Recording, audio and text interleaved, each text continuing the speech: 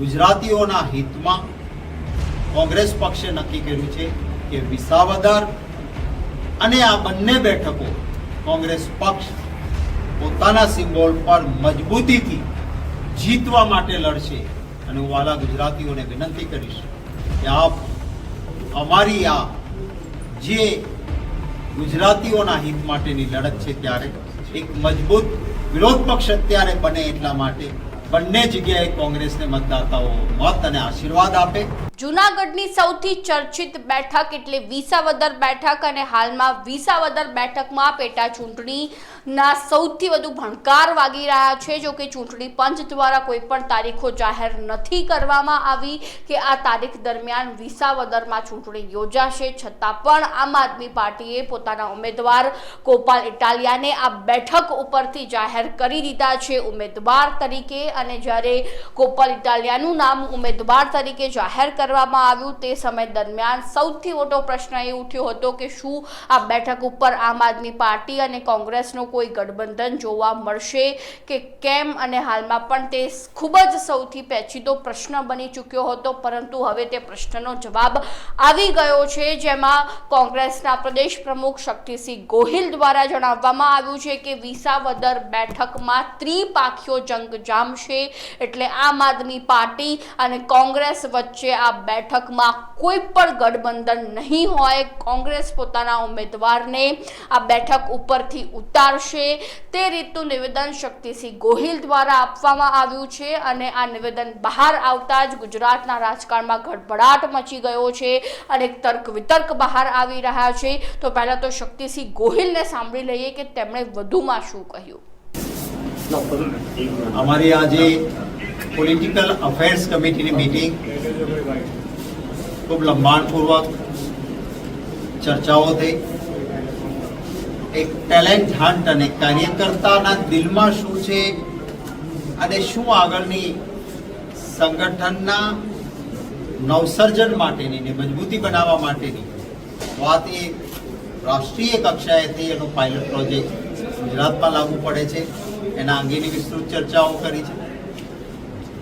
ગુજરાતમાં 2 પેટા ચૂંટણીઓ વિધાનસભાની આવી રહી છે ત્યારે પોલિટિકલ અફેર્સ કમિટીમાં ચર્ચાઓ થઈ. આજે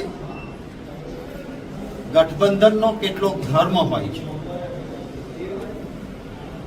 આમ આદમી પાર્ટીએ પોતાની રીતે પોતાનો કેન્ડિડેટ જાહેર કરી દીધો છે.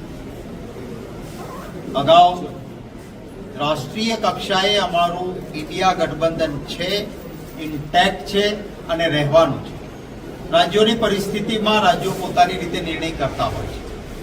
જેમ કે હરિયાણામાં હું પ્રભારી હતો, હું જાણું છું હરિયાણામાં કોંગ્રેસની સરકાર દિવાલ પર લખેલું હતું બનતી હતી.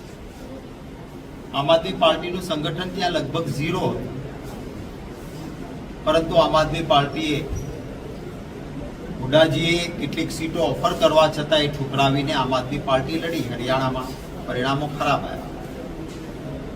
ગુજરાતમાં રાષ્ટ્રીય કક્ષાએ નિર્ણય થયો કે ઇન્ડિયા ગઠબંધનમાં સાથે રહેવાનું છે. એટલા માટે હું જ્યાંનો પ્રદેશ પ્રમુખ હોઉં એ જિલ્લો છોડવો મારા માટે અઘરો હોય, પરંતુ રાષ્ટ્રીય રીતે એ જાળવવા માટે ભરૂચમાં અમારી એક ઇમોશનલ ફિલિંગ હતી બધા. એમ છતાં ભરૂચ અને ભાવનગર જ એમનો આગ્રહ હતો તો છોડેલું.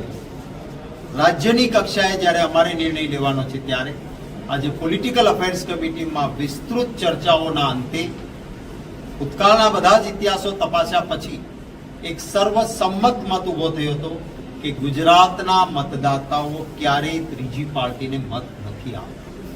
અહીંયા ભૂતકાળમાં લેફ્ટ દ્વારા કોશિશ થઈ, અહીંયા ભૂતકાળમાં સમાજવાદી પાર્ટી દ્વારા કોશિશ થઈ, જેમની પોતાની સરકાર હતી શંકરસિંહજી વાઘેલાની. એમણે પોતે પ્રયત્ન કર્યો, પોતાની સરકાર હોવા છતાં માત્ર 4 182 માંથી ચૂંટાયા હતા. સ્વર્ગસ્થ ચીમનભાઈ પટેલે મને કહેલું હતું જ્યારે કોંગ્રેસમાં મર્જ થયા હતા કે મેં અલગ પાર્ટી બનાવીને પ્રયત્ન કર્યો, પટેલોનો પાવર, મારી સમજણ, રાજકીય ગુણે બધું, પરંતુ ગુજરાતી મતદાર ત્રીજી પાર્ટીને મત આપતો નથી. અને એટલે મેં નિર્ણય કર્યો કે પાછું કોંગ્રેસમાં જ વિસર્જન કરીશ. ચાણક્ય કહેવાતા પોલિટિક્સના. એટલે આમ આદમી પાર્ટી ને એક હવા ઉભો કરીને 11% મતો તોડીને કોંગ્રેસ પાર્ટીને જબરજસ્ત નુકસાન કર્યું એમણે, પરંતુ ગુજરાતી મતદાતાએ એમ છતાં વધારે મતો તો કોંગ્રેસને જ આપ્યા. મુખ્ય વિરોધ પક્ષ એ કોંગ્રેસ પાર્ટી જ રહી છે. આ સંજોગોમાં વિસ્તૃત ચર્ચાના અંતે ગુજરાતીઓના હિતમાં કોંગ્રેસ પક્ષે નક્કી કર્યું છે કે વિસાવદર અને આ બંને બેઠકો કોંગ્રેસ પક્ષ પોતાના સિમ્બોલ પર મજબૂતીથી જીતવા માટે લડશે. અને હું વાલા ગુજરાતીઓને વિનંતી કરીશ કે આપ અમારી આ જે ગુજરાતીઓના હિત માટેની લડત છે ત્યારે એક મજબૂત વિરોધ પક્ષ અત્યારે બને એટલા માટે બંને જગ્યાએ કોંગ્રેસને મતદાતાઓ મત અને આશીર્વાદ આપે અને 2027માં સેવાની સાધના માટે આજે મજબૂત વિરોધ પક્ષ બનવા માટે આ બંને સીટ જીતાડો. આવતા દિવસોમાં પૂરા આશીર્વાદ સાથે સત્તાની માત્ર પડાવી લેવાની ભાવના નહીં, સેવાની સાધના માટે કોંગ્રેસ પોઝિટિવ એજન્ડાથી આવે ત્યારે 2027માં સત્તાના સૂત્રો મારા વહાલા ગુજરાતીઓના આશીર્વાદથી મળે એવી નમ્ર પ્રાર્થના. જગદીશભાઈ, 2022 ચૂંટણીમાં તમે કહ્યું કે 11% મતનું નુકસાન થયું એ આમ આદમી પાર્ટીના કાર્ય છે. તમારું જે પેટા ચૂંટણીમાં ગઠબંધન ના કરવાનો નિર્ણય છે એ માત્ર બે પેટા ચૂંટણી પૂરતો મર્યાદિત છે કે 2027ની ચૂંટણીમાં આ યથાવત છે? રાજકારણમાં હંમેશા વર્તમાનની જ વાત હોય, ભવિષ્યની વાત ન હોય. આજની વાત આપને કરી, આવતા દિવસોની કરવાની હશે ત્યારે આપ સૌને આમંત્રિત કરીને એ વખતની વાત એ વખતે કરીશું. કેટલાક એક માહિતી એવી છે કે કેટલાક જે નિરીક્ષકો ગુજરાત પ્રદેશ કોંગ્રેસ સમિતિના છે એમને એવું જણાવ્યું છે કે ભાઈ વિસ્તાર દૂર પડે છે તો એમની જગ્યા બદલવી નિરીક્ષકોમાંથી આ જિલ્લા પ્રમુખની માટે. અમારી આંતરિક બાબતો છે, કોઈ જગ્યાઓ બદલાવાની. આટલા મોટા નેતા રાષ્ટ્રીય કક્ષાના જેને આખો પ્રભાર રાજ્યનો સંભાળ્યો હોય, એક સાવ ગુજરાતના છેડા સુધી જવા તૈયાર હોય ત્યારે મારા ગુજરાત પ્રદેશ કોંગ્રેસ પરિવારના સભ્યો જરૂર નાની મોટી ઈચ્છા કરે પણ કોઈને તકલીફ નથી રહેવાની. તકલીફ હોય તો પણ ખભે ઉઠાવીને ગમે તે મુશ્કેલી હશે તો જેને જ્યાં જવાબદારી સોંપી છે ત્યાં બધા જ જશે. હા, આજે એક બહુ જ મોટા પ્રમાણમાં આમ આદમી પાર્ટીમાંથી મોટી સંખ્યામાં લોકો કોંગ્રેસ પક્ષમાં આજે જોડાઈ રહ્યા છે. એમનું સ્વાગત રહેશે. જે રીતે વાત કરવામાં આવે તો જે સમયથી જ આમ આદમી પાર્ટીએ ગોપાલ ઇટાલિયાને વિસાવદરની બેઠકમાં મેદાને ઉતારી દીધા છે ઉમેદવાર તરીકે, તે સમયથી જ બધાના મનમાં એક જ પ્રશ્ન ઉઠી રહ્યો હતો કે આ બેઠક ઉપર આમ આદમી પાર્ટી અને કોંગ્રેસનું ગઠબંધન જોવા મળશે કે કેમ. જેમાં આમ આદમી પાર્ટીના નેતાઓ અલગ નિવેદનો આપી રહ્યા હતા તો તેની સામે કોંગ્રેસના જે પ્રવક્તા જે છે તે નેતાઓ જે છે તે અલગ નિવેદન આપી રહ્યા હતા. એટલે કે એ બંને નિવેદનો વચ્ચે સુમેળ નહોતો બેસતો, બંધ નહોતો બેસતો. તે રીતના નિવેદનો જે છે તે સતત બંને પાર્ટીના પ્રવક્તાઓ દ્વારા બહાર આવતા હતા. જેમાં પહેલા તો ગોપાલ ઇટાલિયા દ્વારા એ જણાવવામાં આવ્યું હતું કે અમારા ગઠબંધનમાં પહેલા જ એ નિર્ણય લેવામાં આવ્યો હતો કે વાવ વિધાનસભાની પેટા ચૂંટણીમાં કોંગ્રેસ ઉમેદવાર ઉતારશે તો વિસાવદરની પેટા ચૂંટણીમાં આમ આદમી પાર્ટી પોતાનો ઉમેદવાર ઉતારશે.